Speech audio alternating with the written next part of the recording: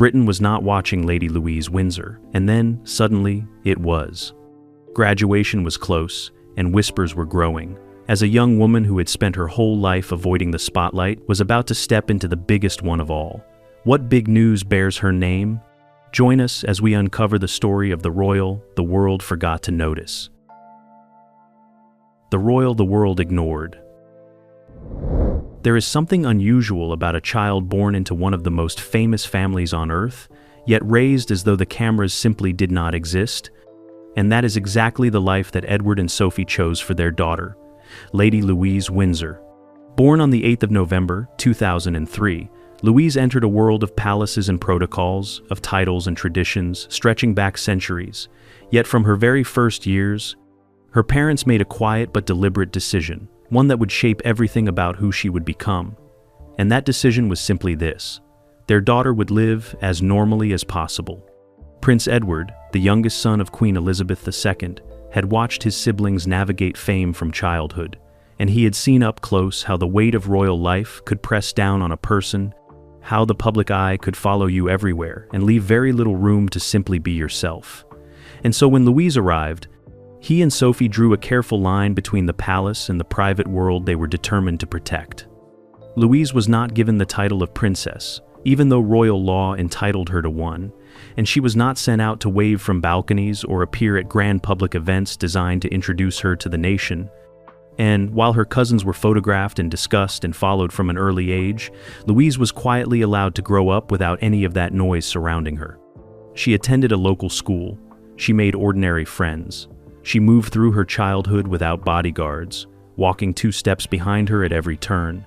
And to anyone watching from the outside, she looked less like a member of the royal family and more like any other quietly confident young woman finding her way through the world. There was always something underneath the surface of that ordinary life, a deeper awareness of who she was and where she came from, a sense that the world she had been born into carried both privilege and responsibility in equal measure. And Louise seemed to understand that from a very young age, not because anyone forced that understanding upon her, but because it was simply part of who she was. The world ignored her, and in doing so, it missed something quietly remarkable growing right in front of it. A fragile beginning, a quiet strength. Before the university years and the viral moments and the whispers about her future, there was a beginning that very few people know about, a beginning that was far from easy, and one that set the tone for everything that would follow in Lady Louise Windsor's life. Louise was born several weeks premature, arriving into the world on the 8th of November, 2003 at Frimley Park Hospital in Surrey, and from the very first moments of her life, it was clear that things were not going to be straightforward, because both she and her mother Sophie faced serious and life-threatening complications during the birth that sent fear through the entire family. Sophie suffered a major hemorrhage, a sudden and dangerous loss of blood that placed her life in serious danger. And for a time, the situation was deeply frightening, with medical teams working urgently to stabilize her, while the rest of the world remained largely unaware of just how serious things had become behind closed doors. Louise herself arrived small and vulnerable, and she was taken immediately to the neonatal unit where she would spend the first weeks of her life, surrounded by medical equipment and round-the-clock care, in that quiet and delicate space where everything feels uncertain, and every small sign of progress carries enormous meaning. For Edward and Sophie, those early weeks were a period of fear and hope existing side by side, watching their daughter grow stronger day by day in the neonatal unit, willing her forward with every passing hour. And slowly, steadily, Louise did exactly that. She grew stronger, she stabilized, and she began the long and quiet journey toward the healthy and grounded young woman she would eventually become. There was also a diagnosis in those early years that added another layer of complexity to Louise's story, as she was found to have a condition called esotropia, a form of squint affecting her eyes, which required surgery and careful monitoring as she grew, and which she navigated with the same quiet steadiness that seemed to define her from the very beginning. What those early months gave Louise, beyond survival, was something harder to name but impossible to miss in everything she did afterward. A kind of inner calm, a resilience that did not announce itself loudly but was simply always there, steady and sure, like something that had been tested early and had held. The identity she refused. There are not many people in the world who are handed something extraordinary and then quietly choose to set it down. And yet, that is precisely what Lady Louise Windsor did with one of the most significant things she was ever offered. And, in doing so, she told the world something very important about who she truly was. Under the rules of the British royal family, Louise was entitled from birth to use the title of princess, a title that carries centuries of history and opens doors that most people could never imagine. And yet when the time came for that choice to be made, Louise and her family looked at everything that title would bring with it: the attention, the expectation, the performance of royalty that comes attached to every public step. And they chose something different. She would remain Lady Louise Windsor, a title that still connected her to the family she loved, but carried far less of the weight that comes with being a working royal. And that decision, quiet as it was, said more about her character than almost anything else that would follow. It is worth pausing to understand what she was stepping away from, because the title of princess in the British royal family is not simply a name, it is a way of life. It is a set of expectations about how you dress and speak and appear and behave. It is a relationship with the public that is written into every appearance you make. And Louise looked at all of that and said, very simply and very clearly, that it was not what she wanted for herself. Her parents supported the decision completely because it aligned with everything they had been building for her since the very beginning, that careful, deliberate, ordinary life that they had worked so hard to protect. And in choosing to remain Lady Louise, rather than stepping into the full weight of a royal title, she was in many ways completing the vision her parents had always held for her. What makes this remarkable is not just the choice itself, but the consistency behind it. Because Louise did not simply decline a title and then live as though she were royal anyway, she actually followed through. She studied, she worked, she moved through the world without the armor of a princess title, protecting her. And she seemed not only comfortable with that, but genuinely at ease. The identity she refused shaped her more clearly than any title ever could have. The relatable royal Britain missed. There is a particular kind of moment that cuts through everything, through the noise and the distance and the carefully managed image of public life, and lands somewhere completely real. And for Lady Louise Windsor, that moment came not in a palace or at a formal ceremony, but on an ordinary train, with no security detail nearby and no performance in sight. And Britain stopped and looked and quietly fell a little bit in love. She was a student at the University of St. Andrews, the same ancient Scottish institution where Prince William had once studied, and where, as history would record, he had met the woman who would one day become Princess of Wales. And Louise had chosen it not for the association, but because it was simply the right place for her, a serious academic environment where she could pursue her studies and continue being exactly who she had always been. The train moment, as it came to be known, was not staged or planned or designed to make anyone feel anything in particular. It was simply Louise, traveling as an ordinary student travels, sitting without ceremony, without the layers of protection and protocol that surround most members of her family. And the photograph or the sighting spread because it felt so genuinely unguarded, so quietly real, that people did not quite know what to do with it at first. Britain had grown accustomed to a certain version of royalty, one that is carefully presented and managed, one where every public appearance carries a layer of intention and choreography. And then here was Louise, on a train, being no one in particular, and the contrast was striking enough to stop people mid-scroll and make them look twice. What followed was a slow and growing fascination, as people began to look back at everything they had missed or overlooked. The quiet academic progress, the carriage-driving competitions she entered seriously and won, the way she carried herself at the few public occasions she did attend, with a kind of ease that did not come from training, but from something more deeply settled inside her. She was not performing normalcy, the way that word sometimes gets used about royals who are coached to seem approachable.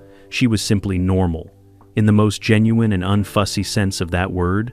A young woman who happened to share a surname with the King of England, but who moved through the world on her own terms, paying for her own coffee and carrying her own bags, and asking for no particular treatment from anyone around her. Britain had been looking past her for years, and then one ordinary train journey quietly changed all of that. the boyfriend who breaks the pattern. Every royal love story comes with a certain set of expectations baked in. Expectations about background and breeding, and the kind of life a person must have lived before they are considered suitable to enter one of the world's most scrutinized families. And then Felix Silva Clamp arrived in Lady Louise Windsor's life and quietly ignored all of those expectations entirely. Felix is not from an aristocratic family. He does not carry a title or a centuries-old name that would make palace courtiers nod approvingly. And his background is about as far from the traditional image of a royal partner as it is possible to imagine. Because before his relationship with Louise brought him into the public conversation, he was working in a gelato shop, pursuing his interest in acting, and living the kind of student life that has nothing to do with inherited privilege or carefully managed public profiles. He is believed to have studied at the same university as Louise, and it was there, in the ordinary rhythm of student life, that the two of them found each other. And what is striking about the relationship from the outside is how completely it seems to fit the pattern that Louise herself had always been building, because she had spent her entire life choosing the real over the performative, the genuine over the grand, and Felix, by every available account, represents exactly that. The public first became properly aware of him when details of the relationship began to surface, and the reaction was a mixture of surprise and something closer to delight, because here was a young woman from the royal family who had chosen someone based entirely on who he was rather than what he represented, and that felt like a continuation of everything Louise had always stood for. He is described by those who know the couple as warm and grounded, someone who fits naturally into Louise's world without trying to reshape it or elevate himself within it. And that quality, that absence of ambition toward the spotlight, seems to be precisely what makes him right for someone who has spent her whole life stepping away from it. What Felix does to the story of Lady Louise Windsor is important, because he does not simply add a romantic subplot. He deepens the argument that Louise has been quietly making about herself for years, that authenticity is not something you perform, but something you live, and that the choices you make about who you love say just as much about your character as the choices you make about titles in public life. He breaks the pattern, and in doing so, he fits perfectly. The parallel that feels familiar. There is something about St. Andrews that seems to carry a particular kind of romantic gravity, as though the ancient stones and the cold Scottish air and the shared intensity of academic life create conditions where something lasting can quietly take root, and for the second time in a generation, the world found itself watching a member of the British royal family fall in love within those familiar walls. The first time, of course, was Prince William and Catherine Middleton, two young people who arrived at the same university in the same year and found each other in the slow and ordinary way that real relationships tend to begin, through shared lectures and mutual friends, and the kind of unhurried proximity that university life makes possible, and what grew between them became one of the most watched love stories of the modern era. Now, a generation later, Lady Louise Windsor had arrived at the same institution and, somewhere within the same rhythm of student life, had met Felix Silva Clamp, and the parallel was impossible for the public not to notice, because the echoes were simply too clear and too resonant to be dismissed as coincidence. Both stories begin in the same place, at a Scottish university with a history stretching back centuries. Both involve a royal who had chosen to engage with ordinary life rather than retreat from it, and both center on a relationship that appears to have grown from genuine compatibility rather than calculation, from two people who simply found in each other something worth holding on to. But the parallels, while real, only stretch so far, because Louise and Felix are not William and Catherine, and their story is quieter in almost every dimension, less watched in its early stages, less commented upon, unfolding with a kind of privacy that the earlier relationship never quite managed to maintain, and that difference feels entirely in keeping with everything Louise has always chosen for herself. Where William and Catherine's relationship became public property almost from its earliest stages, Louise and Felix have moved through theirs with very little noise, appearing together occasionally in ways that confirmed what people already suspected, but never making a production of it, never stepping forward to offer the world a version of themselves designed for consumption. The parallel matters not because their story is the same, but because it suggests something about what St. Andrews does to people who arrive there open to it, Something about shared experience and genuine connection forming in a place far enough from London and its pressures to allow two people to simply find each other without the weight of expectation crushing everything before it can begin. History, it seemed, had chosen the same setting twice. The moment the palace quietly said, "Yes." There are moments in royal life that carry enormous meaning without a single word being spoken. Moments where the significance is carried entirely in the gesture, in the detail, in the quiet fact of who is present and how they came to be there. And one such moment arrived in the life of Lady Louise Windsor and Felix Silva Clamp in a way that was so understated it would have been easy to miss entirely. Except that for anyone paying close attention, it said everything. Felix appeared at a Sandringham event, the kind of gathering that does not happen by accident and does not include people who have not been considered and welcomed with intention, because Sandringham is not simply a location, it is the private heart of the royal family's world, a place where the boundaries between public life and deeply personal life dissolve entirely, and where the people who are present are there because they belong, not because they have been invited for appearances.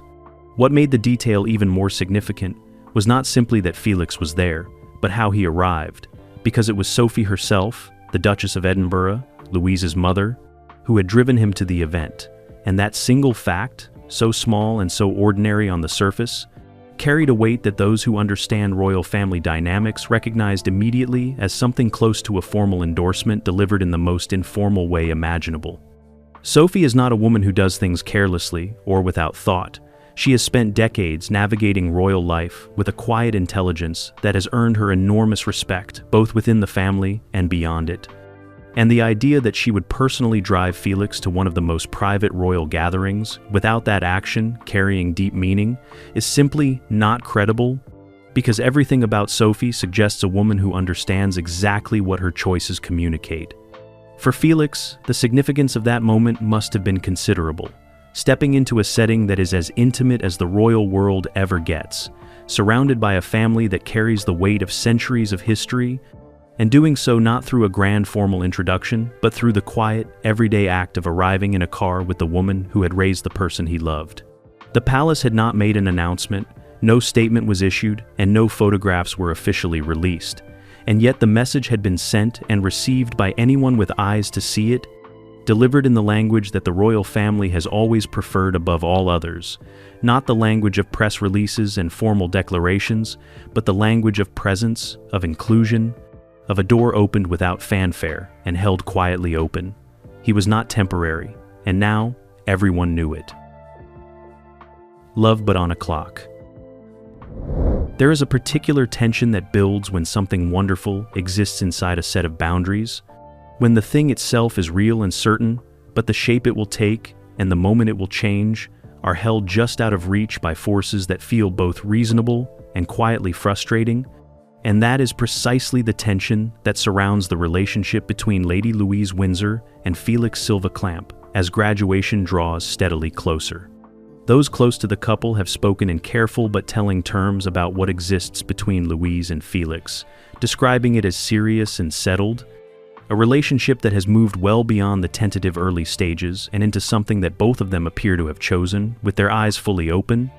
And the phrase that surfaces most often among those who know them is the idea of a love bubble, a world they have built together that feels insulated from the noise and pressure that surrounds Louise's public identity. That bubble, warm and real as it appears to be, exists inside a specific condition that has been quietly understood by everyone involved. And that condition is this: there will be no engagement before Louise graduates, and graduation is set for 2026, which means that whatever comes next is being held in careful suspension until that milestone is reached and passed. The reasoning behind that condition is not difficult to understand, because Louise has spent her entire life making choices that prioritize substance over spectacle, that put the long and steady thing ahead of the immediate and dramatic one, and completing her degree before stepping into the next chapter of her life is entirely consistent with every decision she has ever made about who she is and how she wants to move through the world. But conditions, even ones that make complete sense, create their own particular kind of pressure, because time moves whether you are ready for it or not. And graduation is not simply a date on a calendar for Louise. it is a threshold, a point at which the suspended question that has been hovering quietly over everything will finally be free to become something real and spoken and public. For Felix, who has already passed through the most significant test of acceptance by appearing at Sandringham and being welcomed without ceremony into the private world of the family, the waiting must carry its own particular texture, a mixture of certainty about what he and Louise have built together and patience with the timeline that surrounds it. What is striking about the way both of them appear to be handling that timeline is the absence of visible strain, because there is no suggestion from those around them that the condition placed on their future has created friction or restlessness, only the steady and unhurried quality of two people who are secure enough in what they have to wait for the right moment without it costing them anything. That security, that patience, feels like yet another reflection of everything Louise has always represented. The understanding that the best things do not need to be rushed, that a life built carefully and honestly will hold together far better than one assembled quickly for the benefit of an audience. And Felix, by every indication, shares that understanding completely. The clock is running, the feeling is real, and 2026 is getting closer with every passing day, bringing with it the promise of a question finally asked and a future finally begun. The legacy that anchors her. To understand Lady Louise Windsor fully, it is necessary to look beyond the university years and the relationship and the quiet accumulation of public affection, and to look instead at something older and deeper and more personal, at the bond she shared with her grandfather, Prince Philip, Duke of Edinburgh, and at the way that bond left something lasting inside her that no amount of time or change has diminished. Philip was a man of strong opinions and stronger passions, someone who carried his interests with a seriousness that did not leave much room for half measures, and one of the deepest of those passions was carriage driving, a demanding and technical pursuit that he had championed and competed in at the highest level for decades, pouring into it the same intensity and precision that he brought to everything he cared about in life. Louise came to that world through him, drawn in not as a symbolic gesture of family continuity, but as someone who genuinely fell in love with the discipline itself, with the skill and concentration it demands, with the relationship between driver and horse and terrain that must be built patiently over time before it can become something fluid and responsive and truly competitive.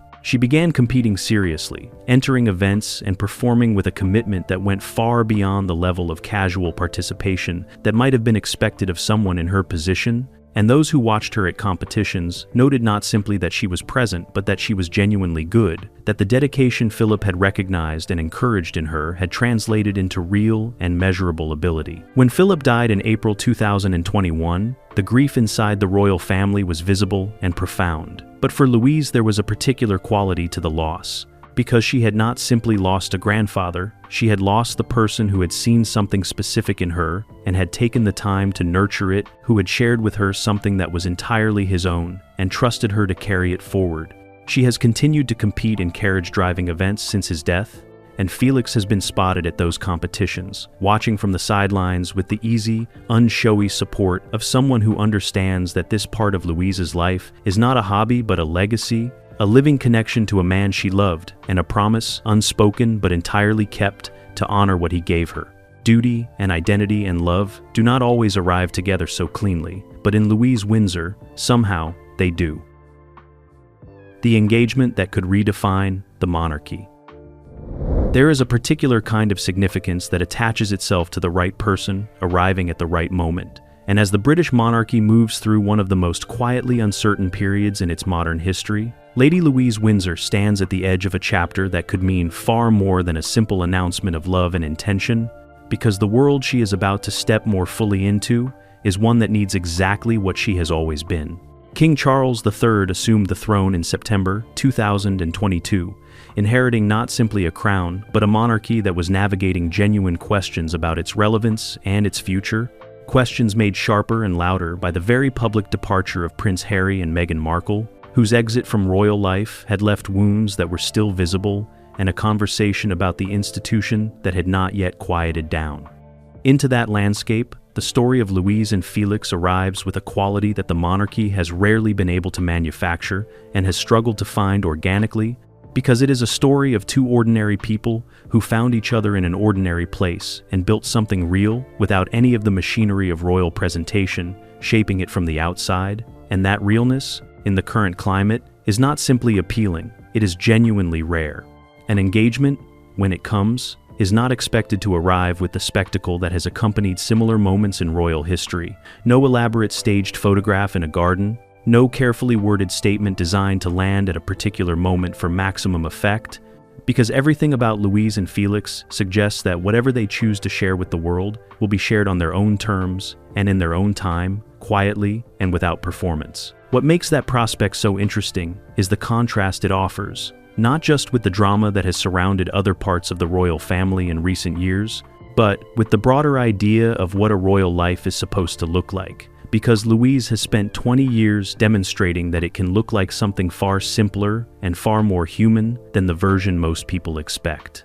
She is not stepping into the spotlight in the way that word is usually understood. She is arriving in it as herself, unchanged and unperformed.